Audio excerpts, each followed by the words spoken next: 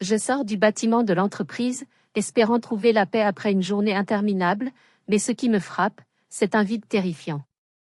La place de parking numéro 42, là où ma Peugeot 408 Bleu Obsession flambant neuve devrait trôner, est désespérément vide.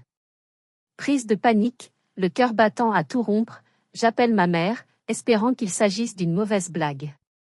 Mais sa réponse est plus glaciale que la pluie qui s'abat sur Besançon. « Oh chérie, calme-toi. J'ai donné les clés à Lison. Elle a un casting important, elle a besoin d'une meilleure image que toi.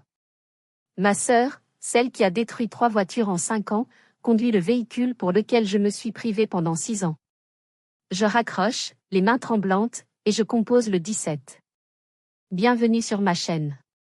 Avant de vous raconter cette nuit fatidique qui a changé ma vie et déchiré ma famille en deux, j'aimerais savoir d'où vous suivez cette histoire. Êtes-vous à Paris, Lyon, Marseille, ou peut-être à l'étranger comme au Canada ou en Belgique? Et quelle heure est-il chez vous en ce moment? Dites-le moi dans les commentaires ci-dessous, j'adore lire vos messages avant de plonger ensemble dans cette affaire. Je m'appelle Fanelli, j'ai 30 ans. Je suis responsable de la chaîne logistique pharmaceutique à Besançon. Mon travail exige une précision absolue, une discipline de fer et de longues heures de stress intense. Je vis seule, dans un appartement ordonné, avec un tiroir rempli de factures payées en temps et en heure. Je suis le genre de personne à qui l'on confie ses clés pendant les vacances, celle qui n'oublie jamais d'envoyer une carte d'anniversaire. À l'opposé, ma sœur cadette, Lison, 24 ans, vit toujours chez nos parents. Elle est comme une tornade, brillante, bruyante, mais dévastatrice. Lison est toujours secourue avant même de sentir la douleur de la chute. Mes parents appellent cela de l'amour. Moi, j'appelle cela de l'épuisement. Jusqu'à la semaine dernière, je pensais pouvoir vivre avec ce déséquilibre, tant qu'il ne me prenait rien d'autre. Mais j'avais tort. C'était un jeudi gris, typique de la Franche-Comté en novembre. J'étais la dernière à quitter le bureau dans la zone technologique de Témy. Les lumières automatiques du couloir s'étaient déjà éteintes 2 fois, un rappel passif-agressif du bâtiment me signifiant que j'aurais dû rentrer chez moi depuis longtemps. J'ai fermé mon ordinateur portable, fourré une barre de céréales non ouverte dans la poche de mon trench-coat, et je suis sorti dans l'air humide et froid. La bruine me fouettait le visage. Je remontais mon col, marchant d'un pas rapide vers le parking du personnel. Mes jambes étaient lourdes après 10 heures passées à gérer des flux de stock, mais mon esprit bourdonnait d'une étrange satisfaction. Une autre journée survécue, une autre semaine presque finie. Et surtout, j'allais retrouver mon cocon. Ma Peugeot 408. Ce n'était pas juste un moyen de transport. C'était la preuve tangible de mon indépendance. J'avais versé la dernière mensualité le mois dernier. Chaque fois que je touchais le volant en cuir, que je sentais cette odeur de neuf, je sentais que je contrôlais ma vie. C'était la seule chose dans cette famille qui m'appartenait vraiment, que je n'avais pas à partager, pas à céder. J'ai tourné au coin de l'allée habituelle, mes clés déjà en main pour déverrouiller les portières. Mais quand mon regard s'est posé sur la place 42, mon rythme cardiaque s'est arrêté net. Vide. Il ne restait qu'une tache d'huile ancienne sur le béton gris. Je me suis figée, trop stupéfaite pour paniquer immédiatement. Vous connaissez cette sensation étrange, comme une sortie de corps, quand la réalité fait quelque chose d'impossible? C'était exactement ça. J'ai cligné des yeux, regardé la rangée suivante, puis derrière moi. Peut-être m'étais-je garée à l'étage inférieur? Peut-être étais-je trop fatiguée et ma mémoire me jouait des tours? Je me suis mise à courir. J'ai couru le long de la rangée, puis descendu la rampe en spirale, puis remonté, le souffle court, la tête qui tournait. Rien. La voiture bleue Obsession, celle que j'avais choisie, configurée et payée, avait disparu sans laisser de traces. J'ai sorti mon téléphone, mes mains tremblaient tellement que j'ai failli le laisser tomber dans une flaque d'eau. J'ai appelé la sécurité du bâtiment. Aucun enlèvement fourrière signalé. J'allais appeler la police immédiatement, mais une intuition terrible, un réflexe conditionné ancré au plus profond de mon subconscient, m'a poussé à composer le numéro de ma mère d'abord. La sonnerie a retenti longuement. Et quand elle a décroché, sa voix calme a enclenché le détonateur de la bombe qui allait tout détruire. Allô, Fanelli? Maman? Ma voix sonnait comme du verre brisé. Tu as entendu parler de ma voiture? Je crois qu'on me l'a volée. Elle n'a montré aucune surprise. Elle n'a pas demandé si j'allais bien. Elle a juste laissé échapper un petit soupir de soulagement qui m'a glacé le sang. Oh, ma chérie, ce n'est pas un vol. Et puis, elle a prononcé la phrase que je n'oublierai jamais. Papa et moi, on l'a donnée à Lison. Je suis restée paralysée au milieu du parking, l'eau de pluie commençant à traverser mon manteau, me glaçant jusqu'aux os. Tu as dit quoi? Tu as donné ma voiture à qui? À Lison, a répété ma mère, d'une voix aussi légère que si elle parlait d'emprunter un œuf ou un peu de sucre. Elle en avait besoin. Tu sais, sa vieille Twingo est encore tombée en panne la semaine dernière. Et tu penses que tu as le droit de prendre ma voiture sans me demander? J'ai sifflé entre mes dents, essayant de contenir la rage qui montait dans ma poitrine comme de la lave. C'est ma voiture. À mon nom. Je la paie. Ne sois pas si mesquine, Fanelli, le ton de ma mère s'est durci, passant de la consolation à ce reproche familier qui me faisait toujours sentir coupable. Elle a un casting très important à Dijon cet après-midi. Elle doit faire bonne impression. Tu voulais qu'elle y aille en train? En sueur, les vêtements froissés? Comment veux-tu qu'elle devienne influenceuse mode si elle a l'air négligée? Donc tu lui as donné ma voiture neuve? C'est juste un emprunt. Elle rentrera ce soir. Tu peux prendre le bus ou un Uber pour rentrer. Ce n'est pas la fin du monde. Ce n'est pas la fin du monde.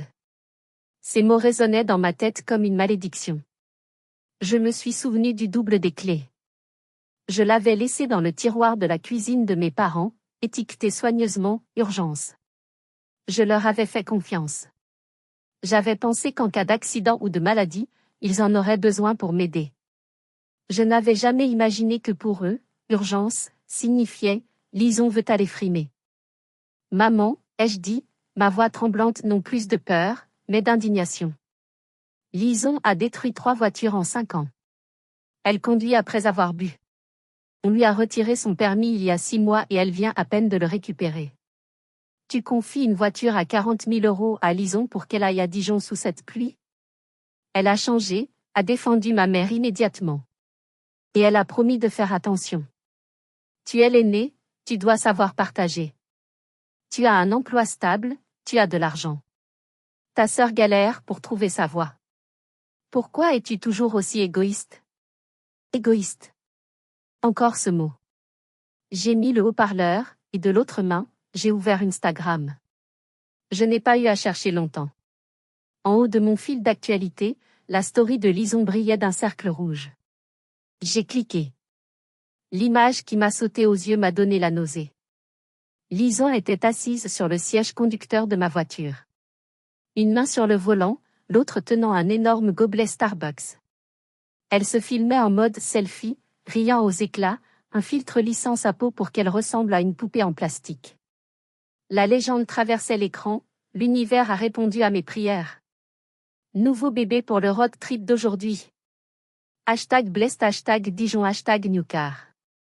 Elle ne disait pas qu'elle l'avait emprunté. Elle agissait comme si la voiture était à elle. Et dans le coin de la vidéo, j'ai vu quelque chose qui m'a fait arrêter de respirer. Sur le cuir beige immaculé de mon siège passager, il y avait une tache sombre. Du café renversé? Maman, ai-je dit au téléphone, les yeux rivés sur l'écran. Lison conduit ma voiture en buvant du café. Tu connais ma règle, on ne mange pas et on ne boit pas dans ma voiture. Et elle se filme en conduisant sur l'autoroute. Arrête ça, Fanelli. Ma mère a crié. Arrête de la fliquer. Elle a beaucoup de pression. S'il te plaît, pour la famille, laisse-la tranquille. Quand elle rentrera, je lui dirai de laver la voiture. D'accord? Elle ne comprenait pas. Ou elle refusait de comprendre. Ce n'était pas une question de tâche. Ce n'était pas une question d'essence. C'était une question de respect. Dis-lui de faire demi-tour tout de suite, ai-je ordonné, sur un ton que je n'avais jamais osé utiliser avec ma mère. Elle est déjà à Dijon. Ne sois pas ridicule. Rentre chez toi, dors un peu, et arrête de faire des drames. Elle a l'air accrochée. Elle pensait que la discussion était close. Elle pensait que je serais à nouveau la gentille Fanelli, celle qui soupirerait, prendrait le bus, et nettoierait en silence le dégât laissé par Lison. Mais elle ne savait pas que, à l'intérieur de moi, le dernier fil qui me reliait à ce prétendu devoir familial venait de casser net. Un bruit sec et définitif. Si tu ne lui dis pas de revenir, ai-je dit, ma voix devenant basse, si froide que je me suis surprise moi-même, je vais appeler la police et déclarer la voiture volée. Le silence à l'autre bout du fil a duré une seconde. Puis, le rire méprisant de ma mère a retenti. Tu n'oseras pas. C'est ta sœur. Ne me menace pas. Bip. Bip. Bip. Elle a raccroché. Elle m'a mise au défi. Je suis restée là, fixant l'écran noir de mon téléphone. La pluie continuait de tomber, trempant mes cheveux, coulant le long de mon nez, salée comme des larmes. Mais je ne pleurais pas. L'effondrement d'une confiance ne se fait pas dans le fracas comme au cinéma. Il n'y a pas de musique dramatique. C'est juste une rupture silencieuse, comme une fissure fine sur un pare-brise, qui s'étend jusqu'à ce que toute votre vision vole en éclats. Dans ma tête, les souvenirs ont commencé à défiler comme un vieux film. Je me suis souvenu de mes 18 ans, j'avais travaillé tout l'été pour m'acheter une robe de bal. Le jour de la cérémonie, j'ai trouvé la robe dans la chambre de Lison, déchirée à la couture parce qu'elle avait essayé de s'y glisser pour une soirée. Mes parents avaient dit quoi? Elle voulait juste être jolie comme toi. Tu es douée de tes mains, Recula. Je me suis souvenu de mes 22 ans, Lison avait volé ma carte de crédit pour réserver un vol pour Ibiza. Quand j'ai découvert la dette de 2000 €, mes parents m'ont supplié de ne pas prévenir la banque parce que ça gâcherait le dossier de ta sœur. J'ai dû rembourser pendant 6 mois, mangeant des pâtes et n'osant pas allumer le chauffage. Ils appellent cela de l'amour. J'appelle cela de l'exploitation. Et maintenant, cette voiture. Cette Peugeot 408 pour laquelle j'avais travaillé 60 heures par semaine.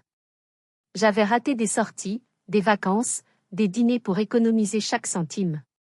Elle était le symbole que je pouvais construire quelque chose sans l'aide de personne. Et il me l'avait prise. Pas pour sauver une vie. Mais parce que Lison voulait avoir l'air riche. Chers auditeurs, je veux faire une pause ici. Si vous étiez à ma place, debout sous la pluie froide, mis au défi par votre propre mère, votre bien le plus précieux volé par votre sœur, que feriez-vous? Avaleriez-vous cette injustice comme tant d'autres fois, ou feriez-vous l'impensable? Dites-le moi en commentaire, auriez-vous appelé le 17 ou commandé un Uber pour rentrer pleurer chez vous? J'ai pris une grande inspiration. L'odeur de béton mouillé et d'essence a envahi mes narines. J'ai déverrouillé mon téléphone. Mes doigts ont glissé sur le clavier. Appel. La tonalité a retenti. Une fois. 2 fois. Police secours, j'écoute. La voix d'une femme a résonné, professionnelle et calme. Je voudrais signaler un vol de véhicule, ai-je dit. Ma voix me semblait étrangère, comme si elle appartenait à une autre personne. Une autre version de Fanelli, une version qui ne connaissait plus la peur. Bien madame. Donnez-moi votre localisation, le type de véhicule et l'immatriculation. Je suis sur le parking de la zone Témy, à Besançon. Peugeot 408, bleu obsession. Immatriculation FS 293, KY. Le véhicule est à mon nom, Fanelli Dubois. Quand avez-vous constaté la disparition? Il y a environ 15 minutes. Je sors du travail et la voiture n'est plus à sa place. Avez-vous des soupçons sur l'auteur du vol? Je me suis figé. C'était le moment de vérité. Si je disais, je ne sais pas, la police traiterait cela comme un vol anonyme. Mais si je prononçais le nom de Lison, je déclencherais une guerre nucléaire au sein de ma famille. Je serais la fille qui envoie sa sœur en prison. Je serais la traîtresse. Mais l'image de Lison riant sur Instagram a surgi. La voix méprisante de ma mère a résonné, tu n'oseras pas. Ils pariaient sur ma faiblesse. Ils pariaient sur mon amour pour eux.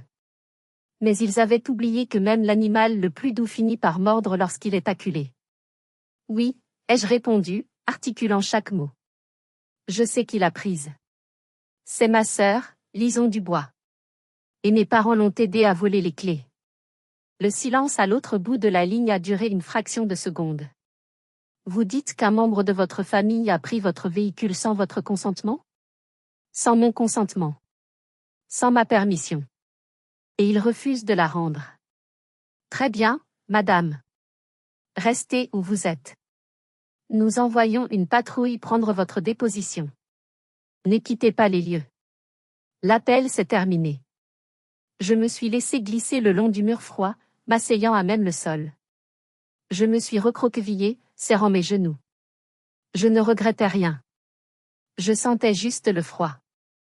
Un froid qui venait de l'intérieur. Environ 20 minutes plus tard, les gyrophares bleus d'une voiture de police ont balayé les murs de béton gris. Le véhicule s'est arrêté juste devant moi. 2 officiers en sont sortis. Et je savais, à cet instant précis, qu'il n'y aurait pas de retour en arrière. L'homme qui est descendu du véhicule était d'âge moyen, la carrure solide, portant l'uniforme bleu sombre de la police nationale. Il avait le visage de quelqu'un qui a vu trop de facettes sombres de la société mais qui a conservé le calme nécessaire. Son insigne indiquait « Brigadier-chef Gauthier ». « Mademoiselle Fanélie Dubois » a-t-il demandé, sa voix plus grave et plus chaleureuse que je ne l'espérais. « Oui, c'est moi. » Je me suis levée, essayant vainement d'épousseter la saleté sur mon jean. Mes mains tremblaient terriblement en lui tendant la pochette que je gardais toujours sur moi. Carte grise, assurance, permis. Le brigadier Gauthier a allumé sa lampe torche, examinant chaque document avec minutie. Il a hoché la tête, l'air professionnel. Le véhicule est entièrement à votre nom. Pas de copropriétaire. Pas de nom des parents? Personne. Je l'ai acheté avec mon argent. J'ai remboursé le crédit sur 5 ans et j'ai tout soldé le mois dernier. Il m'a regardé, ses yeux perçants traversant ses lunettes à monture métallique. Mademoiselle Dubois, je dois m'assurer que vous comprenez bien. En droit français, le vol entre ascendant et descendant est complexe, il y a souvent une immunité familiale, sauf circonstances aggravantes ou volonté ferme de la victime. Mais si nous lançons un signalement pour véhicule volé, la voiture sera traitée comme telle. Si votre sœur est interceptée, elle sera menottée, placée en garde à vue. Êtes-vous certaine de vouloir emprunter cette voie? Je suis certaine, ai-je répondu sans hésitation. Elle n'a pas seulement pris une voiture. Elle m'a pris ma sécurité. Très bien. Gauthier a fait signe à sa jeune collègue d'aller vérifier les caméras de surveillance du bâtiment avec le gardien. Je les ai suivis dans la loge de sécurité. L'écran a rembobiné jusqu'à 10 heures du matin. Mon cœur s'est serré en voyant les images granuleuses. Une voiture familière s'est garée juste à côté de ma Peugeot. C'était la voiture de mon père. La porte passager s'est ouverte, Lison est descendue, vêtue d'une robe courte et d'un manteau en fausse fourrure. Elle riait, son téléphone à la main. Mais ce qui m'a fait le plus mal n'était pas Lison. C'était la personne qui sortait du siège conducteur de l'autre voiture. Mon père. Le père qui m'avait toujours enseigné l'honnêteté. Le père qui disait « On ne touche pas à ce qui n'est pas à soi ». Il tenait mon double de clés. Il a ouvert la portière de ma voiture, a réglé le siège conducteur, puis a fait signe à Lison de monter. Il n'était pas seulement témoin. Il était l'acteur direct du vol. Il a tapoté l'épaule de Lison pour l'encourager avant qu'elle ne démarre ma voiture, et lui est retourné dans la sienne pour la suivre. Ils s'étaient coordonnés. Comme une équipe. Une famille heureuse s'entraidant, sur l'autel de mon sacrifice. C'est mon père, ai-je chuchoté, les larmes chaudes commençant à couler, impossible à retenir. Il lui a ouvert la porte. Le brigadier Gauthier s'est tourné vers moi, son regard s'adoucissant, laissant percer une réelle compassion. Il avait dû voir cela des centaines de fois, des familles brisées par l'avidité et le favoritisme. Nous avons les preuves visuelles, a dit Gauthier doucement. Le fait que votre père utilise une clé dont vous n'avez pas autorisé l'usage pour remettre le véhicule à un tiers constitue un usage frauduleux caractérisé. Nous allons lancer le signalement du véhicule immédiatement. J'ai signé le dépôt de plainte, le stylo crissant sur le papier blanc, ma signature tremblante mais définitive. À peine sorti de la loge, mon téléphone, que j'avais remis en marche, s'est mis à vibrer furieusement. Pas un appel. Une avalanche. Les messages arrivaient en rafale. Maman, qu'est-ce que tu as fait? La police vient d'appeler ton père. Tu es devenue folle? Papa, retire ta plainte tout de suite.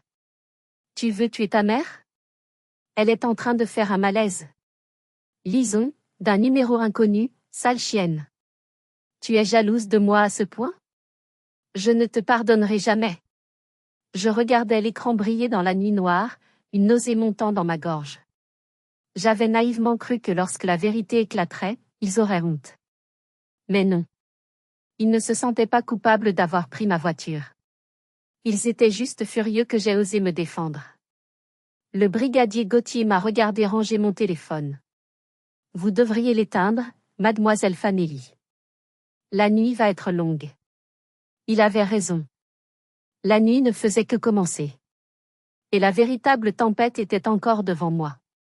Je suis rentrée chez moi vers 21h. L'appartement était vide et silencieux, ce silence que j'aimais tant d'habitude devenait soudain oppressant. J'ai verrouillé la porte, mis le loquet de sécurité, un geste inconscient mais qui trahissait la peur qui s'insinuait en moi. J'avais peur de ma propre famille. J'ai suivi le conseil de Gauthier, j'ai éteint mon téléphone. Mais le silence de l'appareil n'empêchait pas le vacarme dans ma tête.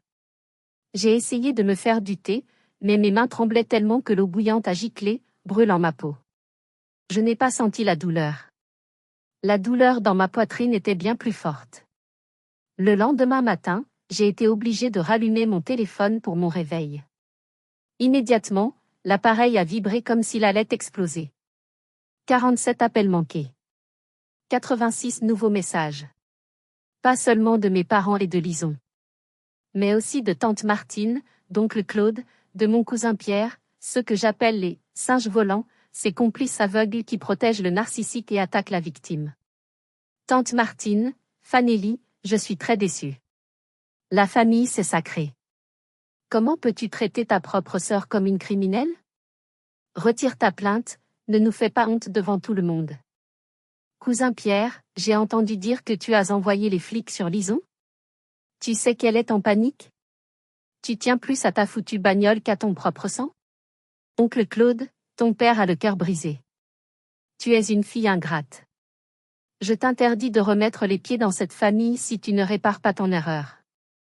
Pas un seul n'a demandé, est-ce que tu vas bien, comment vas-tu au travail sans voiture? Il ne se souciait que du fait que j'avais brisé la loi du silence de la famille. J'étais la traîtresse parce que je refusais de me laisser piétiner en silence. J'ai bloqué chaque numéro. Bloqué. Bloqué. Bloqué. Chaque pression du doigt était comme couper un lien avec le passé.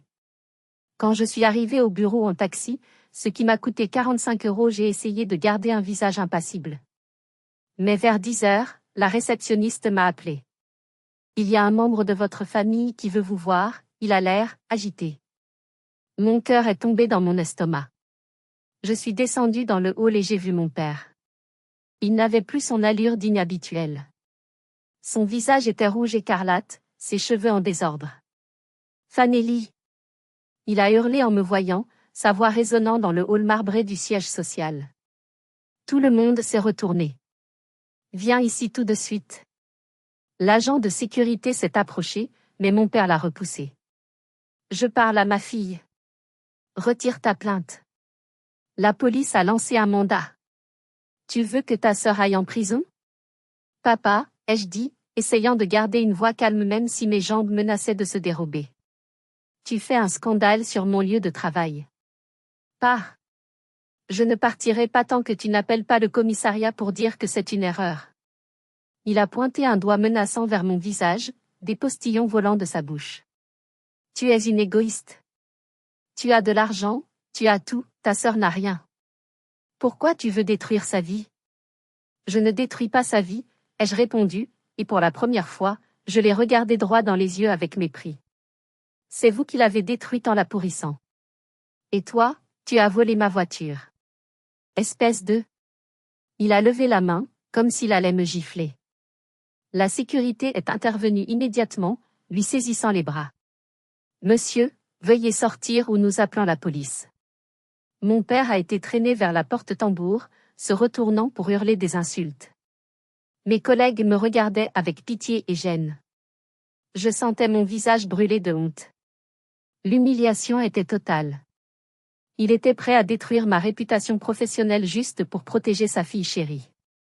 J'ai couru aux toilettes, je me suis renfermée et j'ai éclaté en sanglots. C'est à ce moment-là que mon téléphone a vibré. Une notification de mail est apparue sur mon écran verrouillé. Ce n'était pas de la famille. 2. Gendarmerie nationale. Objet, notification concernant le véhicule FS 293 KY. Mademoiselle Dubois, nous avons localisé votre véhicule à Dijon. L'individu Lison Dubois a été interpellé. Veuillez vous présenter pour identification et procédure. J'ai essuyé mes larmes. Le temps des pleurs était révolu. C'était l'heure de faire face aux conséquences. J'ai posé mon après-midi et pris le premier train pour Dijon. Bertille, ma meilleure amie, a insisté pour m'accompagner. Tu ne peux pas affronter ces fous toute seule, a-t-elle dit en me fourrant un croissant dans la main. Mange, tu vas avoir besoin de force pour la guerre. En arrivant à la fourrière de la police de Dijon, la pluie avait cessé mais l'air restait lourd. Le brigadier Gauthier avait transféré le dossier à ses collègues locaux, mais il les avait appelés pour s'assurer qu'on me traite avec égard. Un jeune officier m'a conduite vers le parc grillagé. Et là, derrière le grillage, je l'ai vue. Ma Peugeot 408. De loin, elle semblait intacte. Mais quand je me suis approchée, mon cœur s'est serré comme si on l'avait écrasé dans un étau. Lison avait essayé de faire un créneau et avait échoué lamentablement. La jante en alliage de 19 pouces côté droit, celle pour laquelle j'avais payé un supplément, était râpée, le métal à nu, griffé profondément.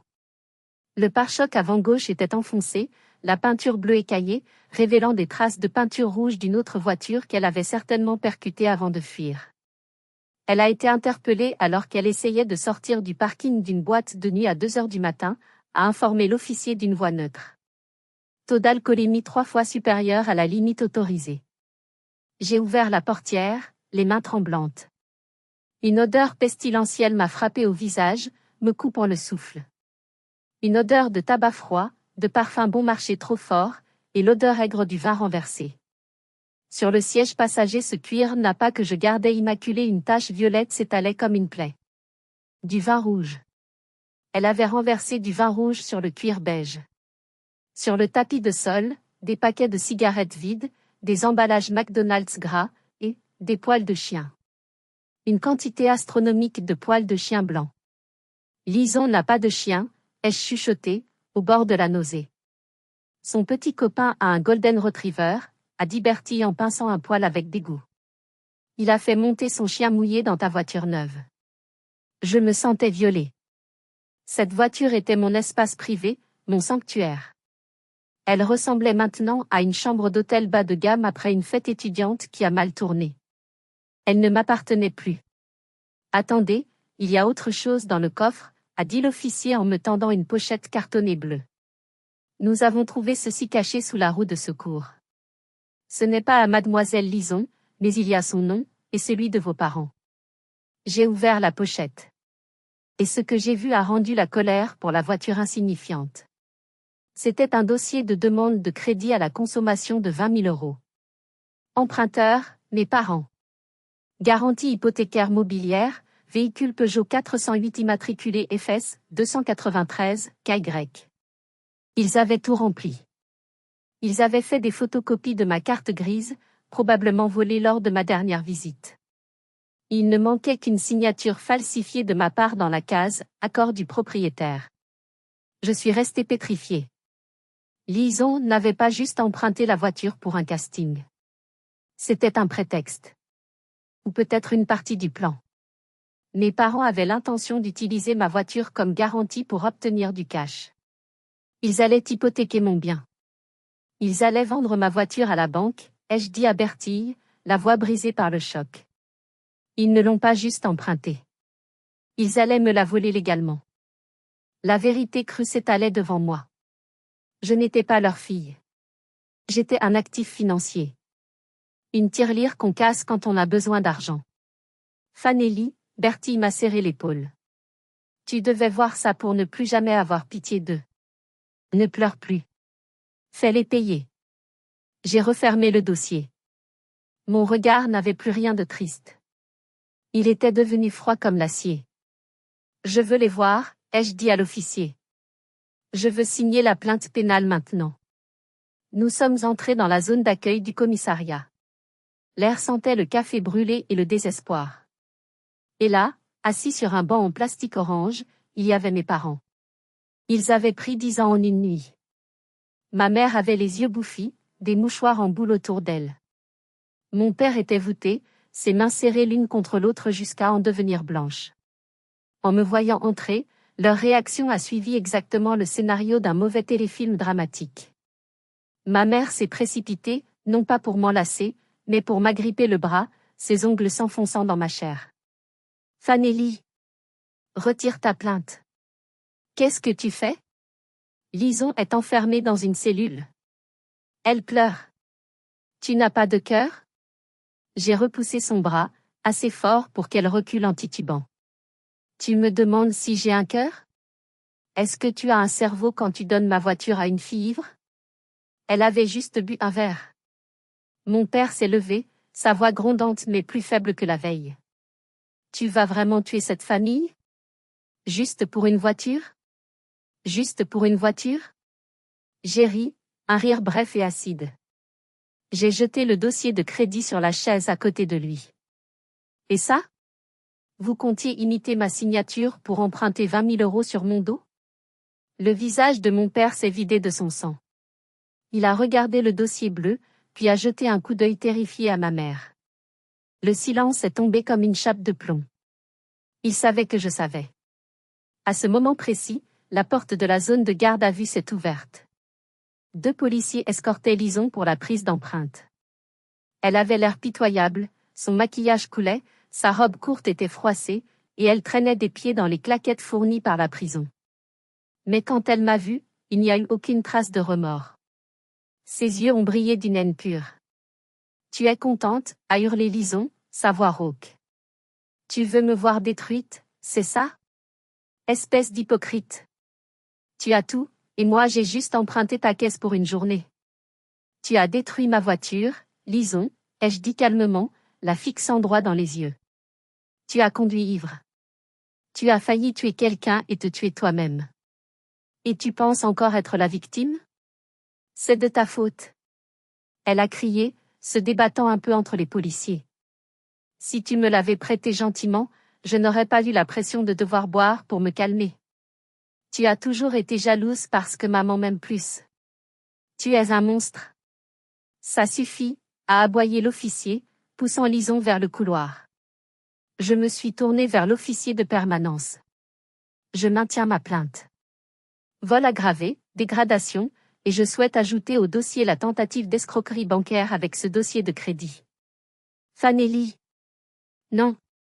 Ma mère s'est effondrée à genoux sur le carrelage sale, pleurant bruyamment. Je t'en supplie. Ne fais pas ça. Elle aura un casier. Sa vie sera finie. Je l'ai regardée, cette femme qui m'avait mise au monde mais ne m'avait jamais vraiment protégée. Sa vie est finie à cause de ses choix, maman. Et ma vie de marionnette finit ici, grâce à mon choix. J'ai signé le procès-verbal. Le bruit du stylo sur le papier sonnait comme le verrou d'une prison qui se ferme. Ou peut-être, comme la clé d'une liberté qui s'ouvre. En sortant du commissariat, mon père m'a regardé avec des yeux d'étranger, froids et distants. Tu n'es plus ma fille, a-t-il sifflé entre ses dents. Je me suis arrêtée sans me retourner. Tu te trompes, papa. Je suis orpheline depuis le moment où tu as pris mes clés dans ce tiroir. Vous pensez que Lison a regretté après cette nuit-là? Pas du tout. Ce qu'elle et mes parents ont fait ensuite dépasse l'entendement. Ils ont porté la guerre sur un nouveau front, les réseaux sociaux. Lison a été libérée sous caution en attendant son procès. Et au lieu d'utiliser ce temps pour réfléchir, elle l'a utilisé pour lancer une campagne de presse immonde contre moi. 2 jours après son arrestation, j'ai commencé à recevoir des messages étranges de collègues et d'anciens amis du lycée. Dis donc Fanelli, c'est quoi ce truc sur Facebook? J'ai ouvert Facebook et j'ai senti mon sang se figer. Lison avait écrit un pavé de 2000 mots, accompagné d'une photo d'elle en pleurs, soigneusement édité en noir et blanc pour l'effet dramatique. Le titre du post, Quand le sang est plus froid que l'eau, la vérité sur ma sœur riche et cruelle. Dans ce texte, elle inventait une réalité parallèle. Elle affirmait que je lui avais offert la voiture comme cadeau d'anniversaire anticipé, mais que, jalouse de son opportunité de mannequinat, j'avais changé d'avis et appelé la police pour la piéger. Pire encore, ma mère qui jouait toujours les saintes mitouches avait commenté « Je demande pardon de ne pas avoir su élever ta sœur correctement ». L'argent lui a tourné la tête. Elle couche avec son patron pour se payer ce luxe, et maintenant elle méprise sa famille modeste. Coucher avec mon patron ? Moi, qui déjeunais seul à mon bureau depuis 6 ans ? Le post avait déjà plus de 500 partages. Des cousins, des voisins, et même des inconnus m'insultaient dans les commentaires. Ils me traitaient de « garce », de « narcissique », de « monstre ». Le lendemain, au travail, je sentais les regards dans mon dos. Mon directeur m'a convoqué. Il a posé sa tablette sur le bureau, affichant le poste de Lison. « Fanelli, je sais que c'est privé », a-t-il dit, l'air grave. Mais ces rumeurs sur vos relations avec la direction nuisent à l'image du département. Vous devez régler ça. J'avais l'impression de me noyer. Il ne voulait pas seulement ma voiture. Il voulait détruire ma vie. Il voulait que je perde mon travail, mes amis, pour que je sois obligé de ramper vers eux. Je suis sorti du bureau en courant, je me suis réfugié dans la voiture de Bertie qui venait me chercher pour déjeuner. J'ai pleuré toutes les larmes de mon corps, la rage accumulée explosant enfin. Ils ont gagné, ai-je octé. Je ne peux plus supporter ça. Tout le monde pense que je suis la méchante. Non, ils n'ont pas gagné, a dit Bertille, les yeux flamboyants. Ils ont juste énervé la mauvaise personne. Tu as les preuves ? J'ai tout. Alors sèche tes larmes. Appelle un avocat. Cet après-midi-là, je n'ai pas pleuré. Je suis allé chez un avocat spécialisé. Nous avons fait constater par huissier le post Facebook, les commentaires de mes parents et ceux de la famille. Le lendemain, mon avocat a envoyé 15 lettres de mise en demeure, CAZN2IST, à Lison, à mes parents, et à chaque membre de la famille ayant partagé ce mensonge. Le contenu était clair, supprimer immédiatement ce contenu et publier des excuses publiques, où nous engageons des poursuites pour diffamation publique et atteinte à l'honneur selon l'article 226 à 10 du Code pénal. Dommages et intérêts réclamés, 45 000 €. L'effet a été immédiat. Les lions du clavier sont souvent des agneaux dans la vraie vie. À la vue du chiffre 45 000 €, la peur a changé de camp. Le poste de Lison a disparu en 30 minutes. Les commentaires haineux se sont volatilisés. Ma mère m'a envoyé un SMS. Tu oses menacer ta propre mère d'un procès ? Je n'ai pas répondu. J'ai juste renvoyé la photo de la plainte tamponnée par le tribunal. Le silence s'est abattu sur ma famille élargie. Mais dans cet isolement, un miracle s'est produit. Une alliée inattendue a émergé de l'ombre. Quelques jours après que la tempête numérique se soit calmée, j'ai reçu un message privé sur Instagram d'un compte fermé. Salut Fanelli. C'est Armelle. Je sais que tu ne te souviens pas beaucoup de moi, mais j'ai suivi l'affaire. Je voulais juste te dire, tu as raison. Ne lâche rien. Armelle. Ma cousine éloignée, la fille de tante Claire. Je me souvenais vaguement d'elle.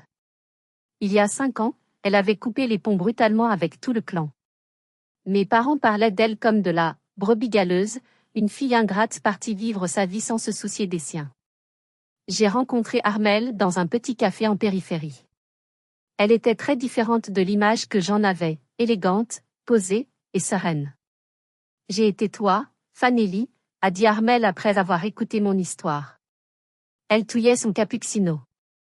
À 25 ans, mes parents à tante Claire m'ont manipulé pour que je me porte caution solidaire pour l'appartement de mon frère.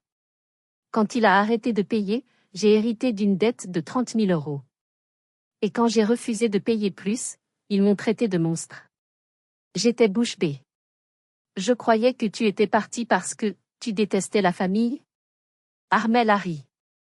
C'est l'histoire qu'ils ont inventée pour couvrir la vérité. Cette famille a un schéma, Fanelli. Ils choisissent toujours un enfant pour être le bouc émissaire, toi et moi, et un autre pour être l'enfant roi, Lison et mon frère. Nous sommes nés pour servir, pour payer, et pour nettoyer les dégâts des enfants chéris. Les mots d'Armel étaient comme un phare dans la nuit. Je n'étais pas folle. Je n'étais pas méchante.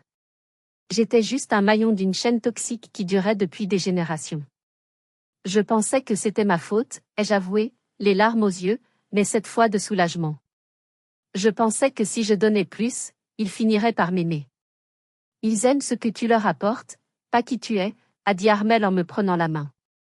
Mais la bonne nouvelle, c'est que tu as brisé la chaîne. Tu as fait le plus dur, appeler la police. Maintenant, finis le travail au tribunal. Armel m'a révélé un dernier secret, tu sais l'héritage de mamie? Tes parents ont utilisé ta part pour acheter la première voiture de Lison il y a 5 ans. Ils t'ont menti en disant que mamie n'avait rien laissé. Ma colère a flambé, puis s'est transformée en une détermination froide.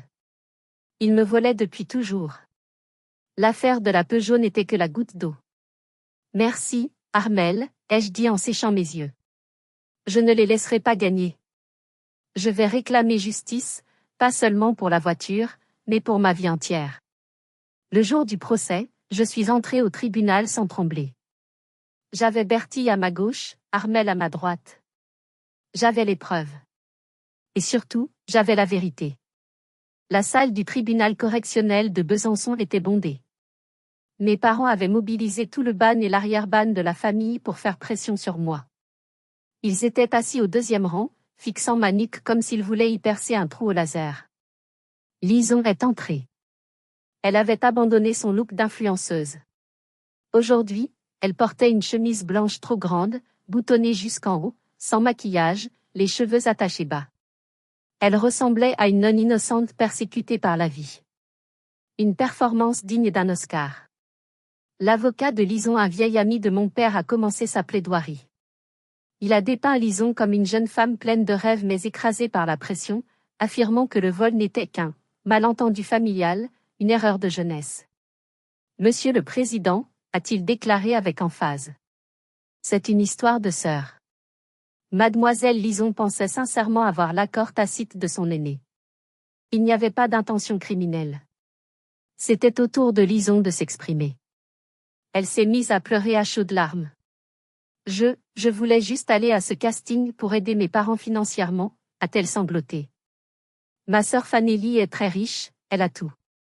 Je pensais qu'elle ne refuserait pas une voiture à sa petite sœur. Je ne comprends pas pourquoi elle est si cruelle avec moi. La présidente du tribunal, une femme d'une 50aine d'années aux lunettes strictes, a regardé Lison par-dessus ses verres. Elle ne semblait pas émue par ce spectacle. Mademoiselle Dubois, a demandé la juge d'une voix coupante. Vous dites vouloir aider vos parents? Pourtant, le dossier indique que vous êtes au chômage depuis 2 ans et que vos parents paient l'intégralité de vos dépenses? Lison a bafouillé. Je construis ma marque personnelle. Et vous construisez votre marque en conduisant ivre une voiture volée à 130 km/h en ville? La juge a feuilleté le dossier. C'est votre 4e interpellation routière. Vous avez détruit vos 3 véhicules précédents. Cette fois, vous avez décidé de détruire celui de votre sœur? Mon avocat s'est levé. Madame la Présidente, je souhaite verser une pièce au dossier. Il a présenté le dossier de crédit falsifié trouvé dans le coffre. La prévenue et ses parents n'ont pas seulement emprunté le véhicule. Il y avait une intention claire d'utiliser le bien de ma cliente comme garantie bancaire frauduleuse. C'était prémédité. Un murmure a parcouru la salle. Mes parents sont devenus livides. Ils ne pensaient pas que la police avait trouvé ce dossier. La juge a examiné le document, les sourcils froncés. Elle a regardé mes parents, puis Lison. Savez-vous combien d'heures votre sœur a travaillé pour payer ce véhicule? A demandé la juge à Lison. Lison a essuyé ses yeux et a laissé échapper la phrase la plus stupide de sa vie, mais elle gagne bien sa vie. Elle doit aider la famille. C'est le devoir de l'aîné. Le public a poussé des exclamations. La juge a secoué la tête. L'arrogance et le sentiment de « droit inné » de Lison venaient d'éclater au grand jour. Elle ne regrettait rien. Elle croyait sincèrement que mon argent était le sien. J'en ai assez entendu, a dit la juge en frappant son marteau. Mon cœur battait la chamade. L'heure du jugement avait sonné. La juge s'est levée, et un silence de mort s'est abattu sur la salle. Prévenu Lison Dubois. Le tribunal constate une absence totale de remise en question. Votre comportement n'est pas seulement un vol, c'est une mise en danger d'autrui couplée à un mépris total de la propriété et de la loi. Votre sentiment d'impunité familiale s'arrête ici. Elle a lu la sentence. 8 mois de prison avec sursis. À la moindre infraction dans les 2 ans, c'est la prison ferme. Annulation du permis de conduire avec interdiction de le repasser pendant 2 ans. 200 heures de travaux d'intérêt général. Dommages et intérêts, 4 500 € pour les réparations, le nettoyage et le préjudice moral. Le marteau a frappé. Bam! Lison s'est effondrée sur sa chaise, hurlant « Maman! Fais quelque chose !» Mais cette fois, maman ne pouvait rien faire. Mon avocat m'a souri. C'est gagné. Mais la vraie victoire n'était pas la prison avec sursis.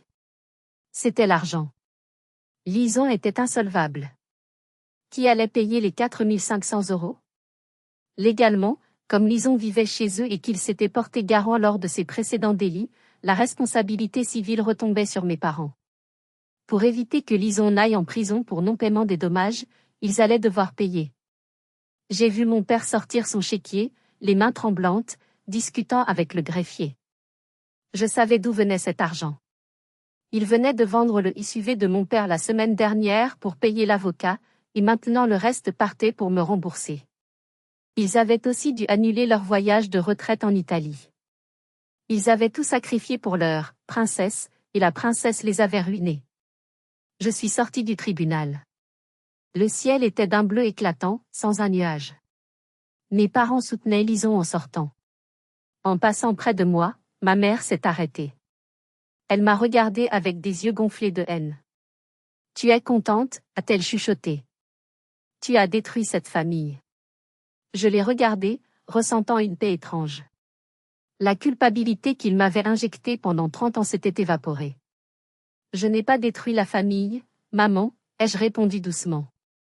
J'ai juste allumé la lumière. Et ce que tu vois de moche, c'est la vérité que tu cachais depuis toujours. J'ai tourné les talons. J'entendais Lison pleurnicher derrière moi, mais c'était un bruit lointain, appartenant à un autre monde. Un monde dont je ne faisais plus partie. Je suis montée dans la voiture de Bertille.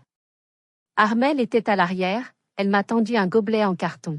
« Du champagne » a dit Armelle. « À la liberté » ai-je souri en trinquant.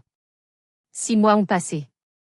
On dit que le temps guérit les blessures, mais c'est le silence qui empêche l'infection de revenir. J'ai vendu la Peugeot 408. Même réparée, elle sentait la trahison. Avec l'argent de la vente et les dommages et intérêts, je me suis acheté une petite décapotable rouge. Une voiture pas du tout pratique, le genre de voiture que mes parents auraient critiquée. Mais je me fiche de leur avis. J'adore cette voiture. Ma vie a changé. Plus d'appels nocturnes pour demander de l'argent.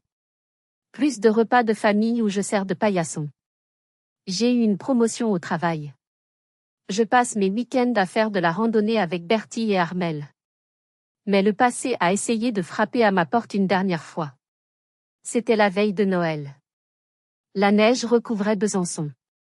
Je préparais mes valises pour partir en Alsace avec ma nouvelle famille choisie, Bertie et Armelle, quand la sonnette a retenti.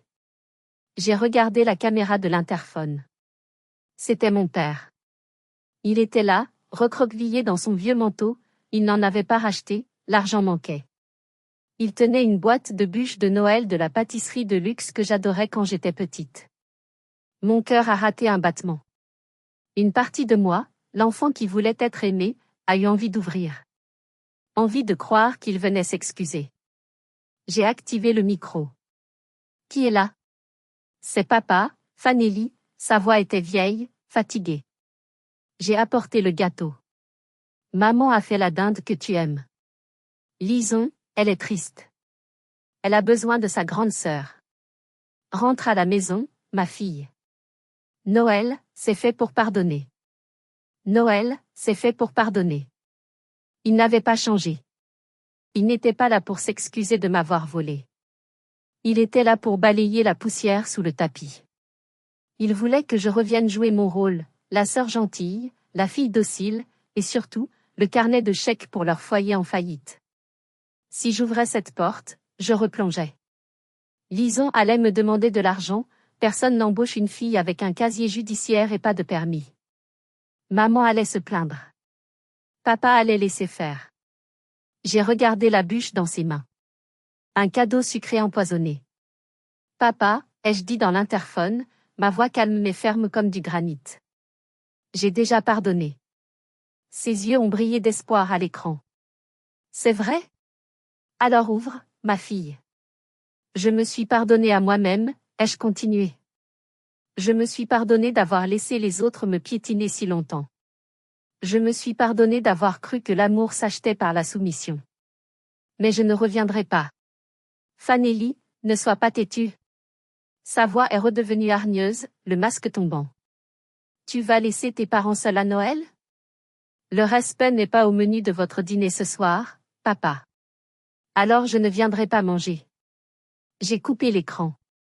Je l'ai vu rester là un moment, frapper une fois du poing contre la porte, puis faire demi-tour, s'éloignant seul dans la neige. Je suis retourné dans le salon. Bertie et Armel m'attendaient avec du vin chaud à la cannelle. Notre sapin était petit, mais il brillait de 1000 feux chaleureux. C'était qui? A demandé Armel, même si elle le savait. Juste un fantôme du passé, ai-je souri en prenant ma tasse. Allez, en route. L'Alsace nous attend. Nous sommes montés dans ma décapotable rouge, nous avons mis la musique à fond, et nous avons roulé vers l'est. Chers amis, mon histoire se termine ici, mais ma vraie vie ne fait que commencer. J'ai appris une leçon inestimable, la famille, ce n'est pas forcément le sang. La famille, ce sont les gens qui respectent vos limites, qui célèbrent vos victoires et vous soutiennent quand vous tombez, pas ceux qui vous poussent pour se grandir. Ne vous brûlez jamais pour tenir chaud à ceux qui ne vous apprécient pas. La paix intérieure coûte cher, parfois elle coûte des relations de toute une vie, mais croyez-moi, elle vaut chaque centime. Merci d'avoir écouté mon histoire. Si elle a résonné en vous, ou si vous aussi vous vous battez pour mettre des limites avec des proches toxiques, mettez un pouce bleu et partagez cette vidéo. N'oubliez pas de vous abonner pour entendre d'autres histoires de vie. Et n'oubliez jamais, vous méritez le respect. Je vous souhaite une excellente journée, et gardez bien les clés de votre vie. Au revoir.